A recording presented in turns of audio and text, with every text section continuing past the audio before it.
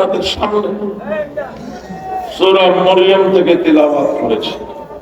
কারণ আজ 25শে ডিসেম্বর মরিয়মের ছেলে হযরত ঈসা ইবনে মরিয়মের জন্মদিন।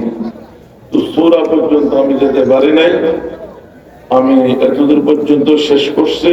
কারণ আরো অনেক বয়ানীরা হয়েছেন, আপনাদের কোন প্রিয় খতিব আছেন। আমি আবারও বলছি, আল্লামা মুফতি ওয়ালিউল্লাহ সাহেব শুধু আপনাদের এই এলাকার জন্য নয়, সারা বাংলাদেশের জন্য একটা হীরার টুকরা।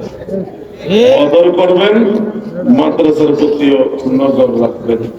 আল্লাহ পাক তৌফিক দান করুন। সকল বলি আমিন। ওয়া আখিরু দাওয়ানা আলহামদুলিল্লাহি রাব্বিল আলামিন। আসসালামু আলাইকুম ওয়া রাহমাতুল্লাহি ওয়া বারাকাতুহু।